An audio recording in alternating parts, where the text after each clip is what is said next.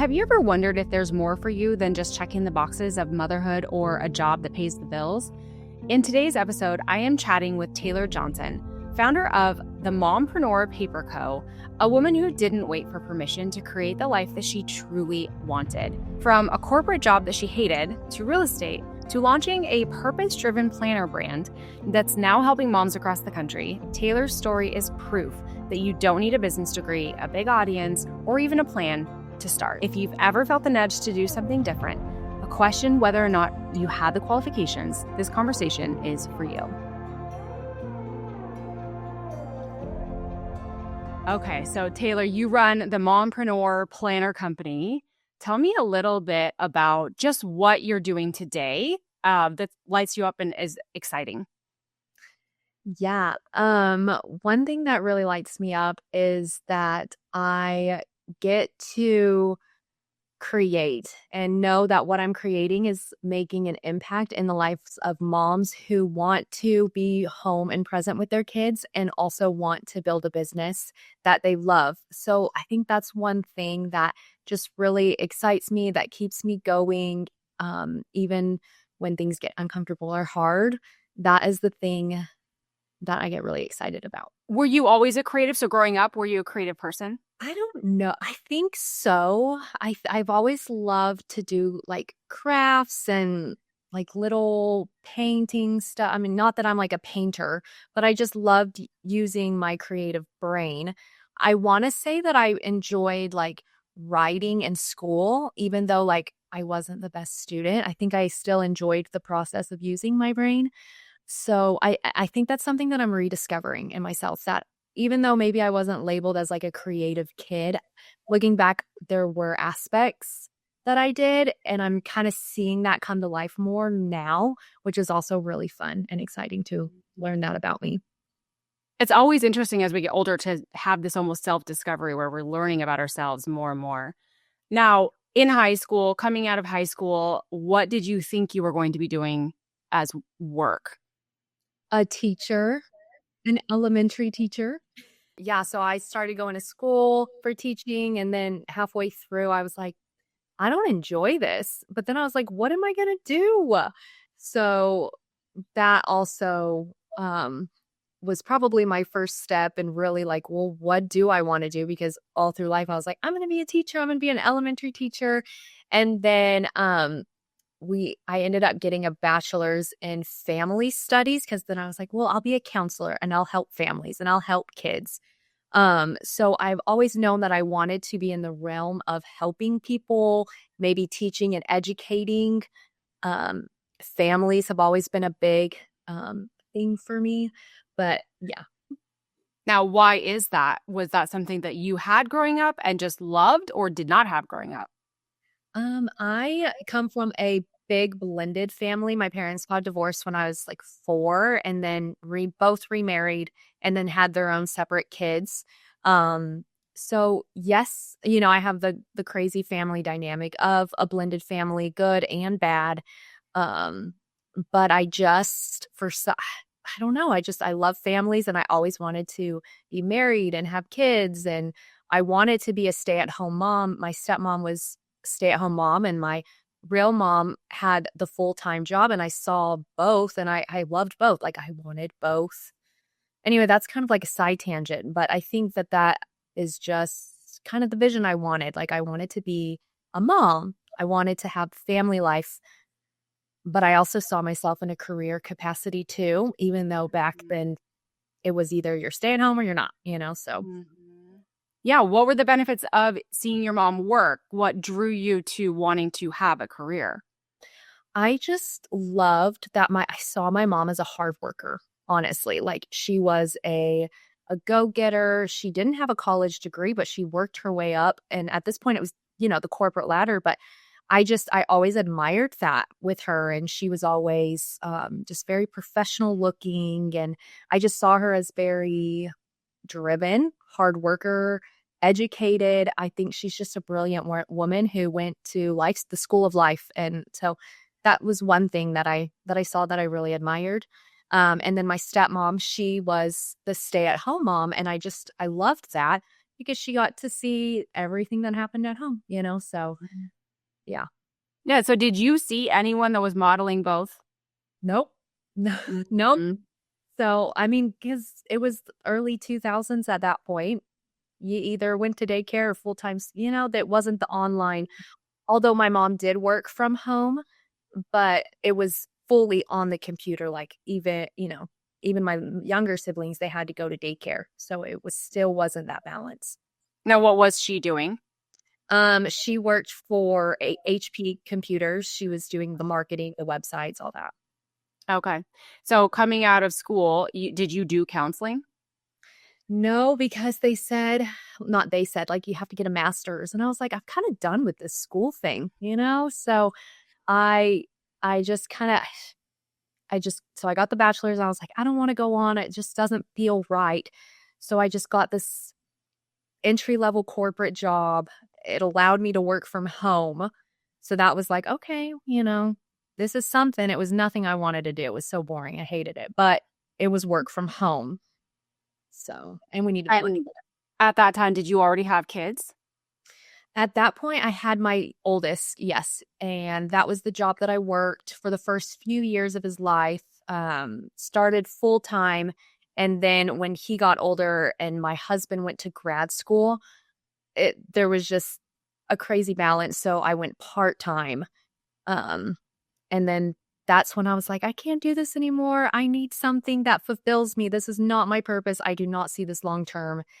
And then that's when I started just kind of searching a little bit, like, what do I want to do? And that's how I found real estate, where I was like, wait, real estate's something I can do from home and I can create my own schedule. And at that point, I was thinking, I'm like, I'm helping families, because I'm like, I really wanted to be in the family. I don't know, I'm teaching people, trying to make it all connect. But so that's how I got into real estate. Mm-hmm.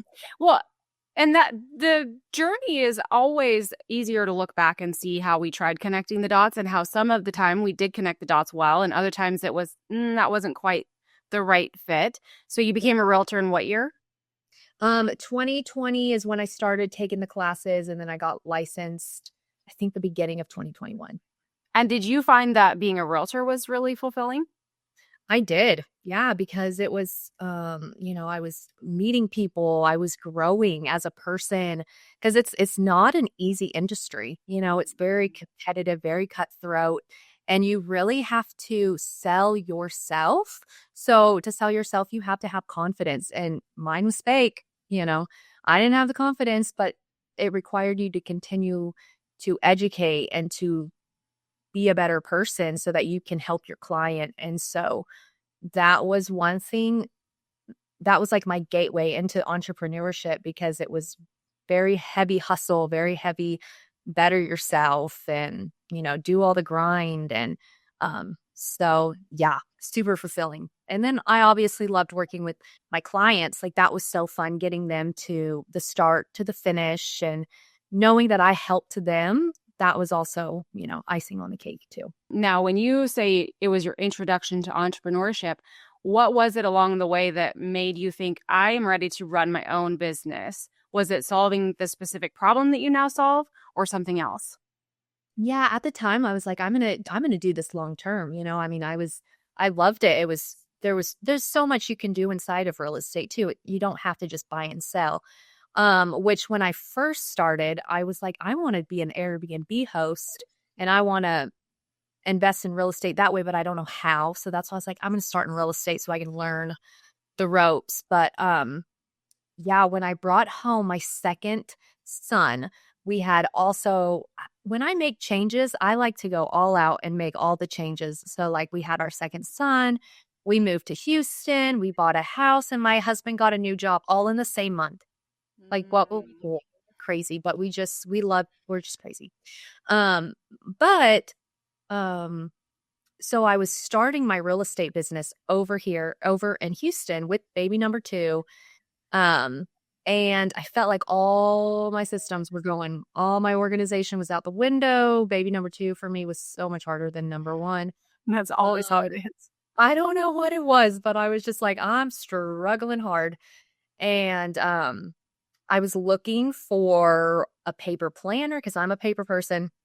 Can't do the digital, otherwise I'll forget it. But I was looking for a planner that was like, okay, how can I be a mom and a real estate agent? And there were planners out there that were for moms, but not business or real estate, but it was like very masculine. Like, how many calls did you make that day? And I'm like, well, I had a baby on my hip all day. I didn't make a single phone call, you know? So that was when I was like, you know what? I'm just going to make a planner. I know exactly what I want to do. I'm just going to make it. And then that's when I kind of saw that other moms in real estate were kind of asking the same questions like, how do you build a business? Especially that was kind of like dominated by men who was like cold call, door knock, you know, and it was like, I can't, I got a baby, you know? So that's when I kind of was like, I'm gonna fill this need. And so that's when I kind of started like distancing myself a little bit more from the buying and the selling because back to my why, I wanted to be fully present with my kids.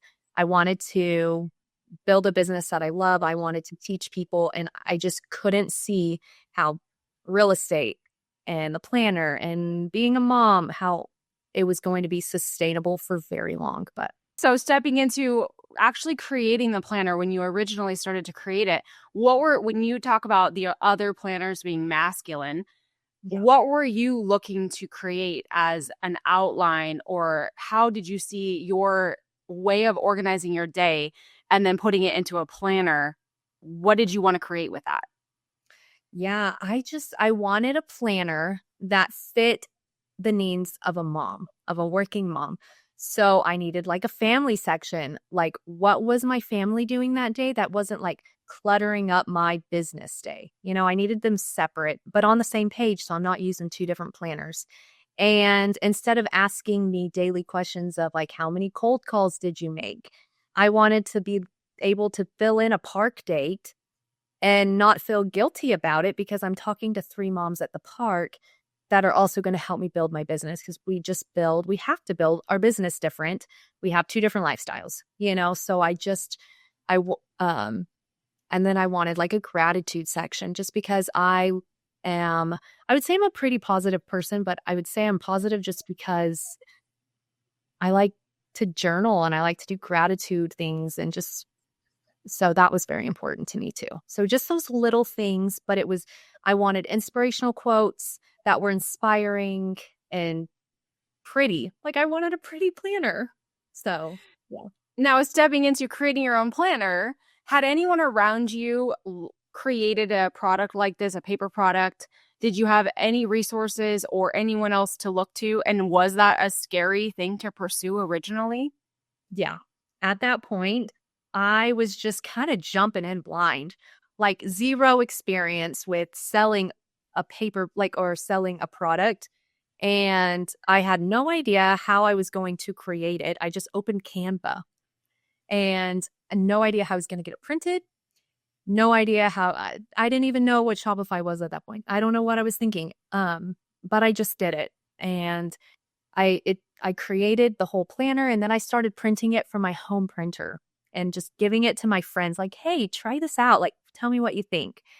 And then I got great feedback. So then I was like, "Okay, well, maybe it's not just me being, you know, creative." So then I started looking for like printers and I think I went and publishers, like book publishers, like no book publishers kind of I didn't know that at the time, but you just gotta go down every. When you say that, what do you know now? I wanted like this gold coil spiral and the tabs and the bookmarks and the things that you find at Target, like the really pretty things.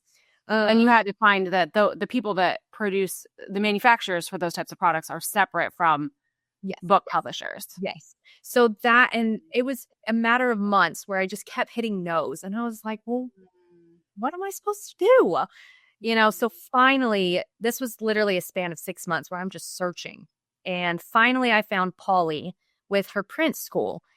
And a friend or someone on Facebook told me about it. And she literally teaches me how to print my planner and get it manufactured. And so that was huge. She taught me how to launch it. So all of my questions of what I do next was all answered from a course. that I found, which was huge. So Now, going through this time, were your intentions to still build your real estate empire and this was just going to help you do a better job? Not, I'm actually going to step into this full time? yep. Yep. At this point, I was still doing real estate because the planner wasn't making any money. It was kind of like a dream.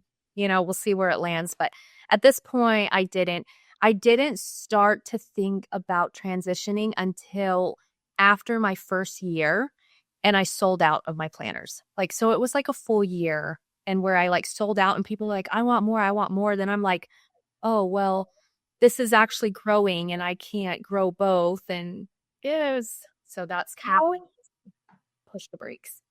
how did you get through those no's when you didn't necessarily have the vision? You said you had a dream. Maybe you didn't have the full vision of what it's become, but how did you push through all those no's when you didn't? I don't know.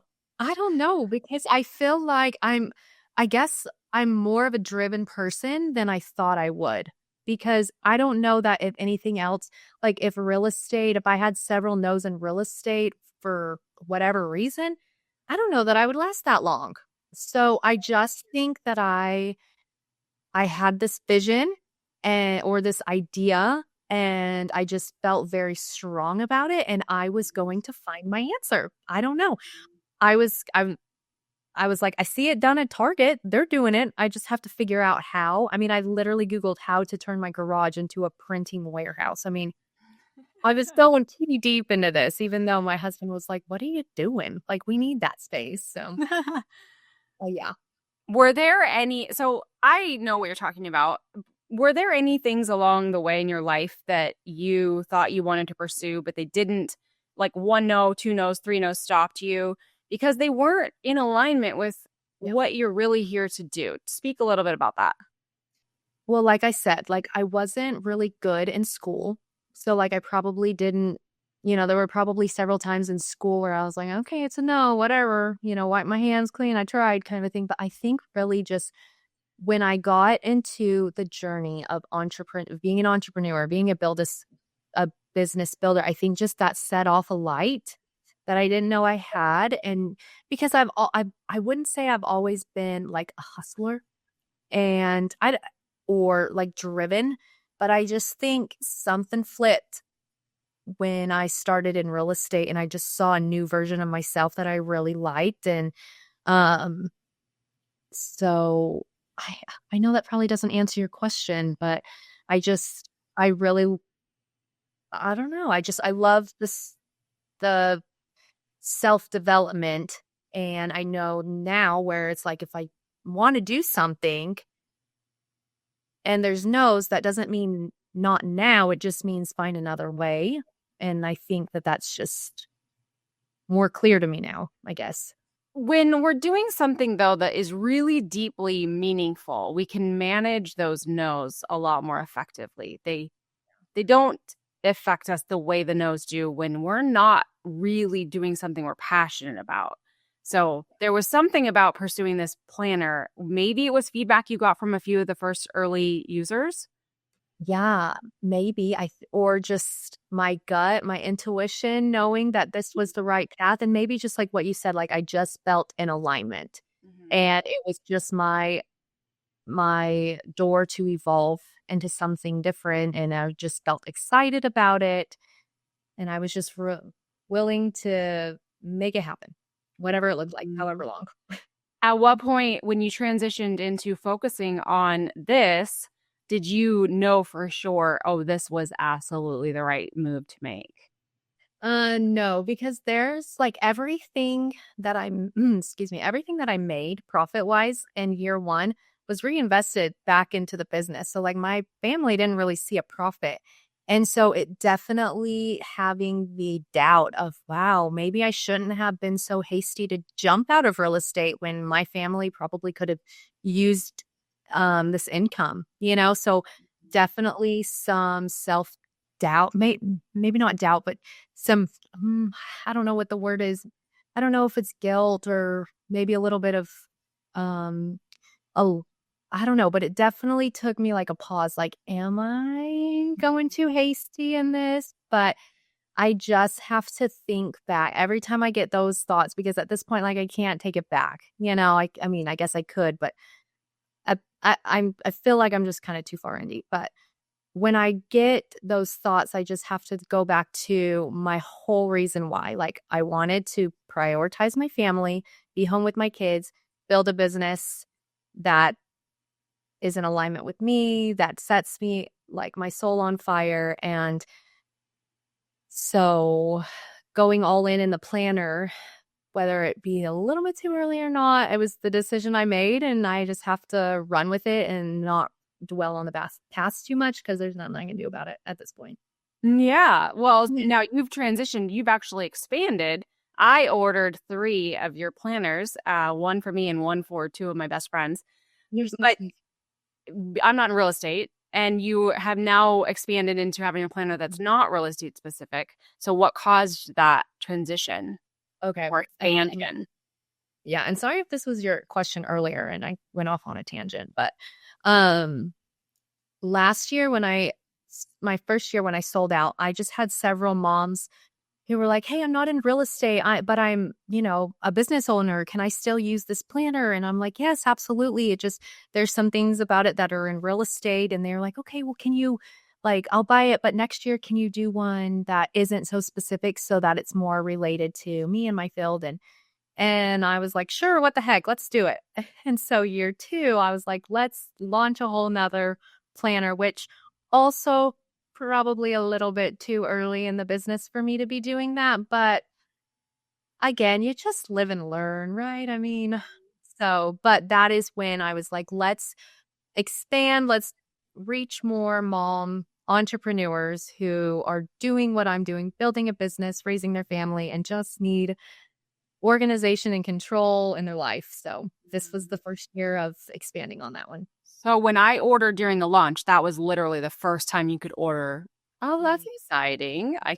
I cannot wait to get them. I'm like literally, can I have it early? I know it's not even for this year, it's for next year, but I saw a couple things about your planner that I personally don't see in a lot of planners. I need to be able to see my whole week, but I also need to have things broken out, not by the minute, but almost by the minute. So there were some things about the way it's laid out that I love, and I cannot wait. But as far as how it fits your life now, how is it different? How are you able to create the life that you were wanting to live with your family and running a business that's different now from when you were running a real estate business?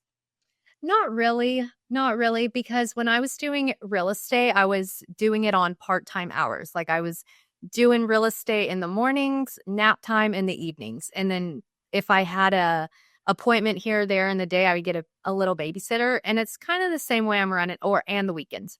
And it's kind of the same way I'm running my business now, except instead of service-based business with clients and touring homes, I'm at home grinding on the back end of this. And my work is different, but my family life, work boundaries, workflow, home flow, it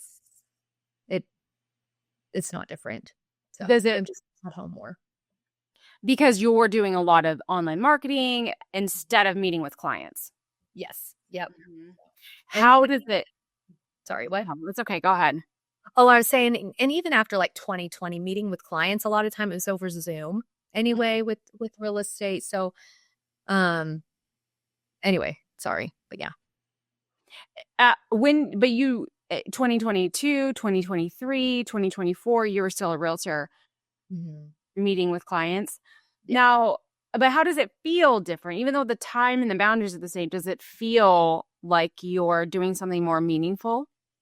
Yeah, definitely. And I think that was another reason why I was like just ready to transition out was just because this to me was filling my cup more. Like I was more excited about it. Like this was more life-giving to me than doing the real estate hustles and bustle. So while I still enjoyed it, I enjoyed this one like 10 times more. So that just it made more sense for me. Well, there's such a big difference when we're doing work that fills our cup versus feels like we're just going through the motions. Yeah. on this entrepreneurship journey, did you have books or resources that were influential or podcasts? Yes, that was a huge thing. I pretty much listen to a podcast every single day, or I'm reading out of a book, either audio or reading like an entrepreneur book. But there's never not a time that I'm not learning. And I think that that has also been just what has given me confidence, even when I didn't, like when I had to fake it, or I feel like that's also given me the drive to keep going and just given me the motivation because, yeah, I mean, I love podcasts. I'm always listening to them, especially like the business building ones, the entrepreneurial ones. I love like the women led ones because I just feel like connected. I'm like, well, she can do it. I can do it, So podcasts, courses. I've always been part of like a membership or a community or just of course because some a really someone in one of the courses said never be the smartest one at the table, like always make sure you are surrounding yourself with people who are ahead of you, and that just kind of always stuck with me. So even though I am a work at home, I don't really feel in a cave because I'm always surrounding myself with an online community or podcasts in my ear. So I feel like I'm in on the conversation. So, Mm-hmm. Did you have anyone around you that was questioning what you were doing when you were transitioning or launching this? yes. Yeah. And luckily their negativity wasn't too loud. And I had more positive voices in my life than negative or questioning. And I know maybe their questioning was probably like maybe like fear or protection over me kind of a thing. Like they didn't want me to fail, which I get that too. But luckily I had more supportive voices with real estate, with the planner, with luckily I had more supportive voices to help lift me up and carry me, which was grateful for that. It's something that I think a lot of people deal with, and it's hard when you have someone around you that's saying, "Are you sure that's going to work? Are you sure that's a good idea?" We already have enough self-doubt sometimes when we're pursuing something new and different, and that just compounds those thoughts that we might be thinking. So, besides the other people around you that were saying, you must have had friends and family members saying, "I believe in you," but did you also have to say to yourself, "I believe in me"? Yeah. I mean, every time I do something scary or out of my comfort zone, I have to give myself a pep talk. I'm like, I'm confident. I am capable. I will not fail. I will be successful. I just have to feed myself those positive things. I mean, honestly, even before the podcast, I get so nervous and I still like, I can do this. I am confident. So But how does it feel stepping into the woman that owns and runs her own business and speaks on podcasts? I mean, I feel great. I mean, I feel better doing the scary thing than not doing the scary thing because at least the scary thing is going to get me further, make me a better person in the long run, maybe, or I'll learn something if I fail. I feel like I've also had to reframe what failing means because I've heard a quote like success is failing over and over and over again. And so you just have to look at failure as a lesson. What did you learn? Don't do it the same way, figure out how to do it different, but that's ultimately what's gonna make you successful. 100%. Were there times where you were not pursuing something that you felt like you weren't living life? When I had my corporate job, Yeah. that part I was like, "What am I doing? This is I'm getting a paycheck, but I'm hating myself every day, I'm tired when I get off. I don't want, I'm short with my kid and I'm tired and I'm not the best person. I'm not the best human.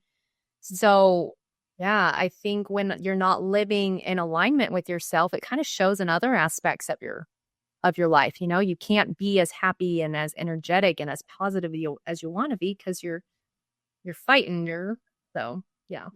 Yeah, and when you decided to leave that corporate job, was that a scary decision? Yeah. Yeah, because at that point, my husband was in grad school, so we were just living off student loans. And I was like, we're going to do it. We're going to continue living off of student loans, and I'm going to get my real estate license, and it's going to be all okay. So I don't know. And was your husband, was he totally on board for that too? Yeah, he's a pretty good cheerleader for me. I'm very lucky to have him. He's my number one support, which also really does make it a lot easier. Because I didn't always have confidence in myself. And I think also like he has helped me have confidence in myself because he is my big cheerleader. So I that definitely does make a huge difference in my life. Yeah, it's paramount. I believe that we can achieve things even when people around us are not being supportive. But when we're in a relationship where both people are committed to each being the best versions of themselves and allowing each to pursue whatever it is that they want to pursue, that's when we can really grow as people. And that's hard. That isn't always the case, even in all relationships. It's so sad. And I feel for that person, that woman that wants to pursue her dreams, but is constantly being bombarded with negativity. Like I feel so sad for her. So yeah. Any advice for the listener that maybe might be in that type of a situation?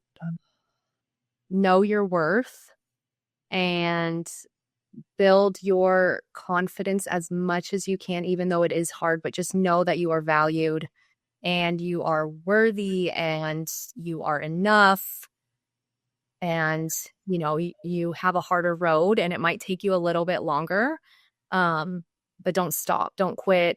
Let this hard time strengthen you even more in the future. Any tips on how a person actually does that when they're in a situation where they don't know how to build their self-confidence? I would say for me, it's education. Like, I really do think that was the biggest needle mover for me, was just constantly educating. I loved reading memoirs of people who were in the trenches and built themselves up, or listening to podcasts of people who were digging themselves out. But education, I think, is just, for me, it was huge because I didn't go to business school. I had no idea. So that yeah. Even that, that's a whole nother thing. Yeah. When we hear stories of other women that overcame whatever they overcame and became the woman that they know they were meant to become, it inspires us. We see ourselves in those stories. So being intentional about putting those stories into our mind, listening to podcasts, reading books, that's what fuels that confidence to know, wait, if she can do it, I can do it. I think you said that earlier. Anytime we can see how other women have overcome worse than what maybe we need to overcome, that absolutely builds that self-confidence. Now, going back to not having a business degree, how much at this point do you feel? I don't personally believe that you have to have a business degree to be in business.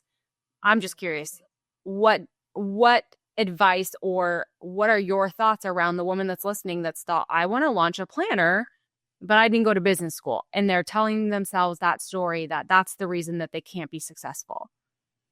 Yeah, I would just, I'm still learning. I'm learning as I go. And I feel like action brings clarity and action brings answers, because I'm in the thick of it. And there's a lot of things I don't know. And like with Polly and her print school, I invested in her course and I had her teach me. I find courses of people that are ahead of me and I listen to them, or books on where I want to be. And so I would just say, don't be the smartest in your room. Find the people who are ahead of you and learn from them, and just take the next step. Even if you don't know what that step is, just keep moving forward and you will eventually get there. Cause I'm still learning. So it's so interesting how we actually get clarity in action. We never get clarity thinking about what we want to do, thinking about the things we want to create. And it's so counterintuitive, but it's in trying things, testing things out, making little experiments, if you will, that you get that clarity. What advice do you have for the person? I am 1,000% the same as you. If I want to do something, I'm going to go find the person that's done it and I'm going to ask them how they did it. There's Google University, or sorry, YouTube University. There's so many resources online.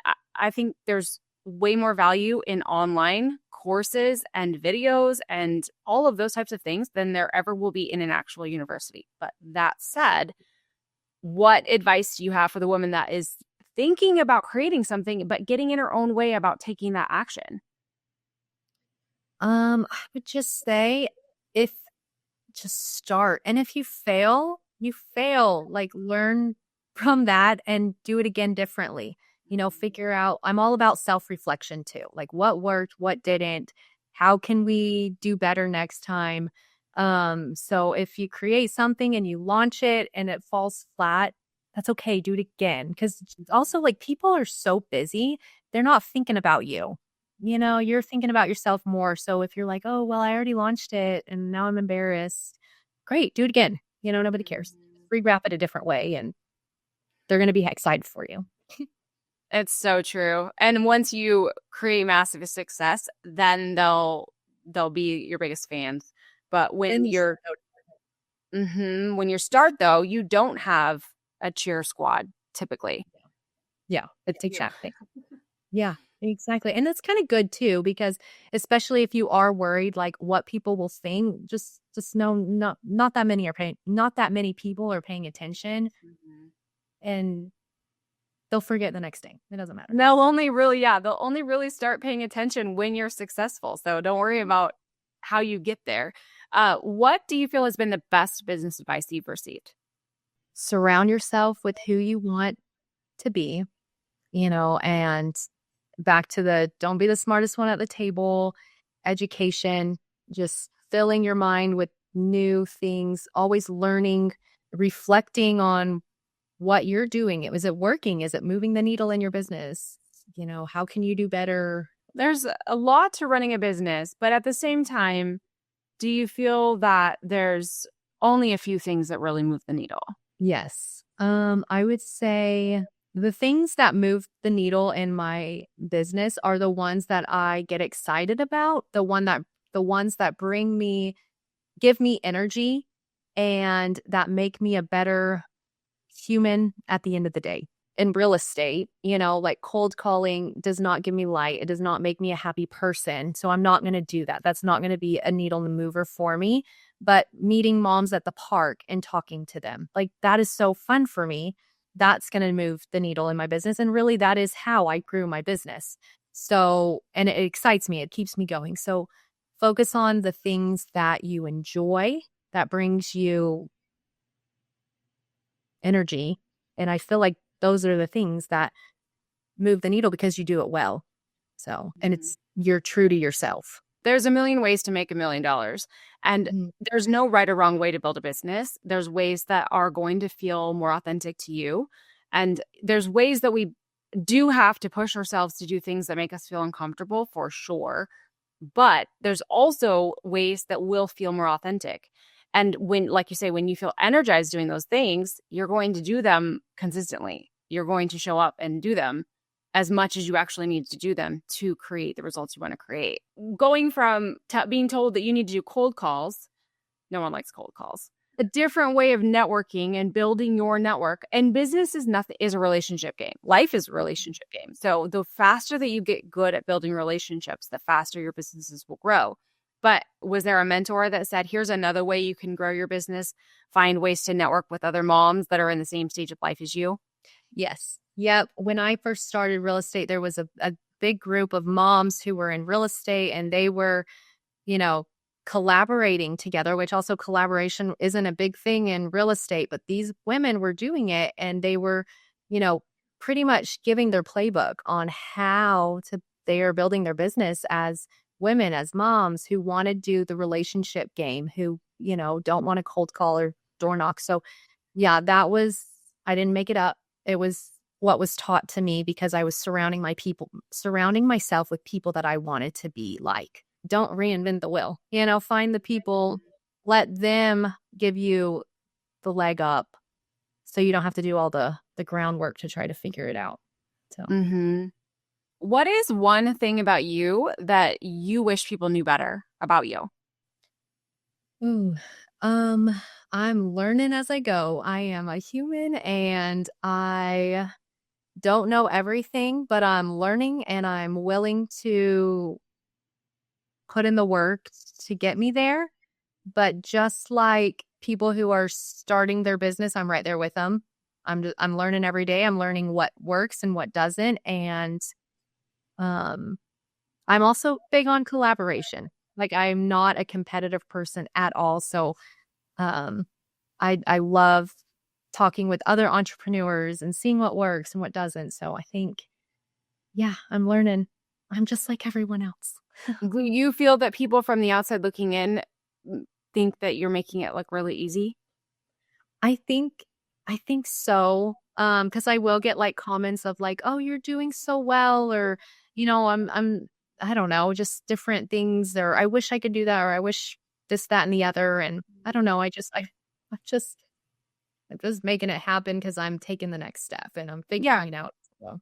Yeah. How many of the women around you do you see, oh, you have a great idea and you have just as much capability and potential, but not pursuing it because of limiting beliefs? So many, so many. And I would say like a lot of my friends, they are like stay-at-home moms and they have like dreams and talents and ideas that they could, turn into a business and monetize, but I think they're they're stuck with uncertainty of what that would look like, or fear of failure, or um just maybe confidence, or just an array of things. But yeah, definitely.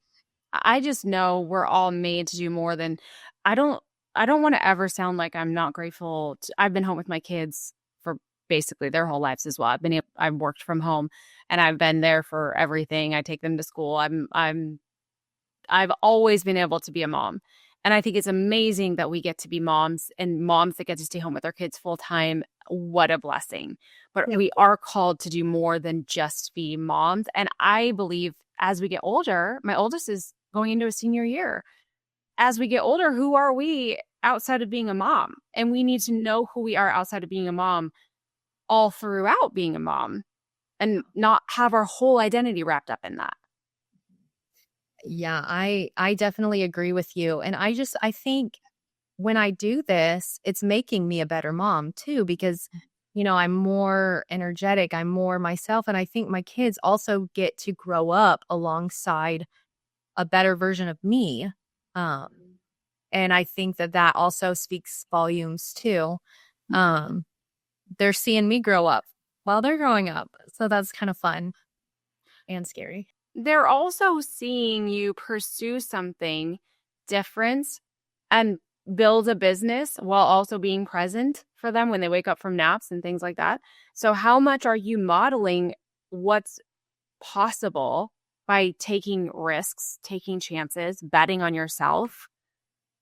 Yeah, I mean, I hope that my kids, like, when they grow up, they look back and be like, "Yeah, my mom was a hard worker. My mom was, you know, present in my life and played games with me, and I saw my mom hustle and build a wonderful business, and I wanna be just like my mom." Like, I hope that my kids say that.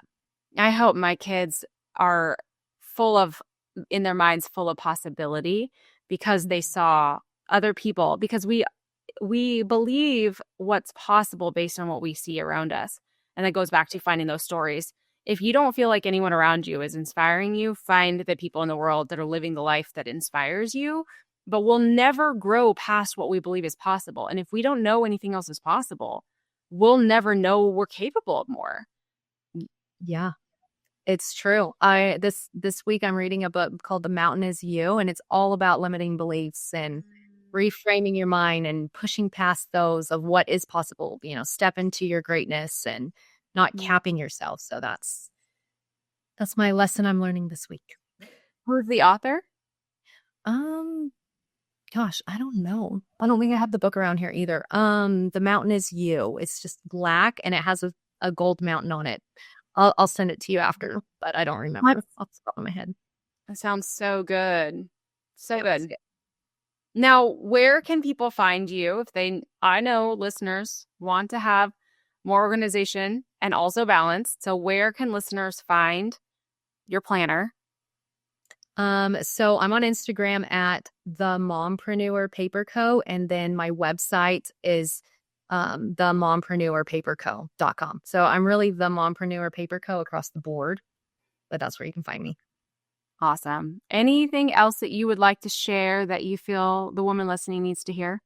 I'm just very grateful that I get to be on here, that I get to share my story. And, I hope my story inspires others, but just keep taking the next step. Even if you don't know what that is, just go on a walk, listen to your next podcast, read a book, find those inspiring people and then go from there. Look inward. What are your strengths, your talents, your values? And eventually you'll find your purpose and step into your greater self.